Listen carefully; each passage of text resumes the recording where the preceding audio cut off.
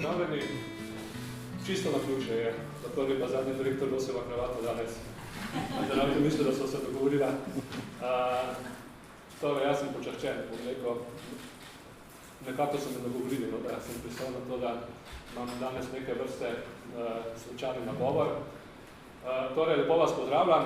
Kot sem že prej rekel, čast mi je, da tukaj pravzaprav zdaj stojim pred elito slovenskega mladinskega dela.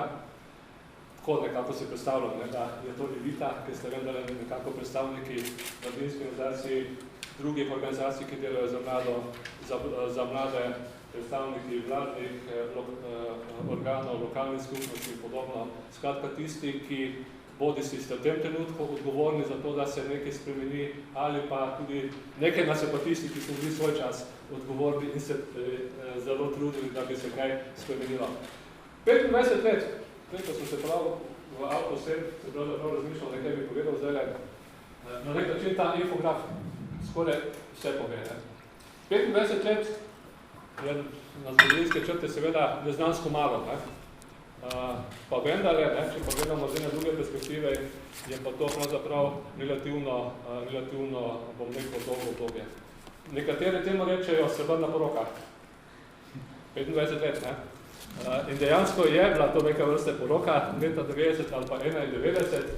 Zdaj na vladni strani leta 91 ni bilo niti fikusa, niti tajnice, da ne boste mislili, Nič ni bilo, Niti fikusa, niti tajnice, pa je potem počasi so zadeve vendale nastale in prišle do tega, kar imamo zdaj, Nekatere države, nekatere družbe porabijo bistveno več desetletij, da pridejo od nič do zakona in nacionalnega programa in tako naprej, to, kar je v Sloveniji nastalo, bom rekel, relativno zelo kratkem času, tako da, bom rekel, v prvi vrsti grejo moje čestitke vsem tistim, ki ste veliko prispevali, pravzaprav, da se je tako daleč v tem obdobju seveda prišlo. Mislim, da to zasluga pravzaprav veliko teh, ki danes tukaj sedite ali pa stojimo, pa tudi še marsikoga, ki ga danes tukaj ni. Dejstvo seveda je, da je na nevladni strani, zdaj govorimo o poroki, se pravi, to je neko sobivanje dveh, ponavadi. Na nevladni strani seveda je bil, bom rekel, partner malenkost bolj izkušen, je bilo nekaj mladinske organizacije, bilo je nekaj organizacij, ki so, bom rekel, že permanentno delali z mladimi in, bom rekel, je to bilo tudi veliko pomoč pravzaprav temu vladnemu partnerju. Pa tisto, kar je pomembno, nismo se poročili iz ljubezni, tako to ni bila poroka iz ljubezni, ampak vendarle je nastalo, bom rekel, skozi čas neko razumevanje, temeljno razumevanje, vloge posameznega partnerja. Mislim, da smo pravzaprav, da je rezultat tega razumevanja tudi to, dokoder smo danes prišli. In šlo se zelo hitro. Recimo, jaz sem zadnjič malenkost pogledal, kaj se zdaj v tistem dobju, ko več ne spremljam toliko mladinske politike, zgodilo. Recimo Mama, mreža Mama. Fascinantno, koliko mladinskih centrov, povezava tudi z mladinskimi hostami in tako naprej. Movit, tu je kar nekaj ljudi, ki še se spomnijo in ki so bili tudi tvorci, recimo zopet ene takega dela, pomembnega dela strukture. Potem ne pozabiti na to, da smo to partnerstvo tudi razvijali, bom rekel, z enim takim spogledovanjem o, bom rekel, resničnem partnerstvu, temu smo takrat rekli soodločanje. Janez se bo tega zelo dobro spomnil še v 90-ih letih. Ta smo nekako tudi poskušali prenesti, bom rekel, iz prostorov, kjer so se z mladinskim delom ukvarjali. No, v glavnem, prišli smo v res fascinantno kratkem času zelo daleč.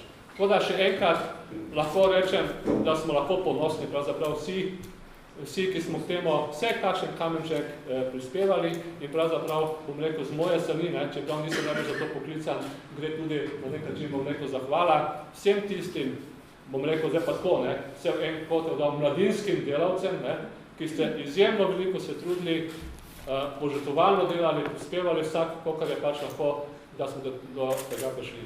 Zdaj seveda, ko smo si pripeli malo medalje na prsi, in se pohvalili in tako naprej, pa vendar je treba malo pogledati na to obletnico tudi z ene druge perspektive. Jaz bi se seveda vprašal, ali smo v teh 25 letih, vsi, ki smo bili nekako, bom rekel, odgovorni, vsak za svoj del, izpolnili svoje poslanstvo. Jaz gledam na to poslanstvo nekako v tem smislu, seveda, ali smo dejansko mladim v Sloveniji omogočili ta boljši, lažji, lepši prihod iz otroštva v odraslost. Če smo prej rekli, da je bilo ogromno postorjenega, potem jaz seveda se tukaj upam trditi, da je vendarle naše delo daleč od tega, da bi bilo končano. Samo poglejmo, pravzaprav, če primerjamo mlade leta 1991 pa mlade leta 2016. Takrat smo govorili še pravzaprav o analogni generaciji. Danes govorimo o čisti digitalni generaciji. Jaz upam, da se zavedamo, kaj pomeni digitalna generacija. To je generacija, ki je na Twitterih, na Facebooku, ki je ne vidimo v mladinskem organizaciji, ki jih ne vidimo v mladinskem centru in tako naprej. To je ta populacija. Če smo, recimo, bomo rekel tako, tudi moji nasledniki se ukvarjali z mladimi, ki smo jih nekako vendarle začutili, pa je danes, bom rekel, teh izzivov še več. Ogromen izziv je seveda trg dela. Sami veste, leta 1991 je bilo mogoče nekaj 100 ali pa nekaj 1000 nezaposlenih mladih. Danes jih je koliko? Skoraj že 30 000. Ogromen izziv, nikoli tako velik, bom rekel, ta problem. Počasi se bo odprl tudi problem najbrž stanovanj in tako naprej. Hočem povedati, izzivov je ogromno, še veliko mladih je izključenih, nekateri prostovoljno, nekateri neprostovoljno. V glavnem, hočem to povedati, poslanstvo, pravzaprav je neka, bom rekel, zvezda Severice, ki pravzaprav je še vedno na nebo in tej zvezde Severici seveda moramo slediti. Tako da, bom rekel, zdaj malenkost na pleče, seveda predajam tej ekipi, ki je zdaj tako na urado, kot na nevladne strani mladinskih svetih, mladinskih organizacij, druge organizacije, ki delajo za mlade in tako naprej. Skratka, naše delo ni končano in seveda vabim vse, ki ste tukaj, pa še mogoče koga, ki ni tukaj, da tudi vsak po svoji moči, ne glede na to, če smo še vedno v mladinskem sektorju ali ne, še mogoče kakšenkrat vendarle pomislimo, kaj lahko sami naredimo in pomagamo, da bo ta tranzicija boljša in uspešnejša. Tukaj bi se jaz ustavil, tako da še enkrat rekel, čestitam vsem, ki ste k temu napredku prispevali in upam seveda, da bo obletnici, se pravi ob zlati obletnici, ob zlati poroki, bom rekel, še kakšen razlog več, pa še, bom rekel, kakšna alineja tukaj več pripisana, ki bo pravzaprav pokazala, da se je tudi položaj mladih v Sloveniji, bom rekel, na račun mladinskega dela bistveno izboljšal. Hvala in lepo.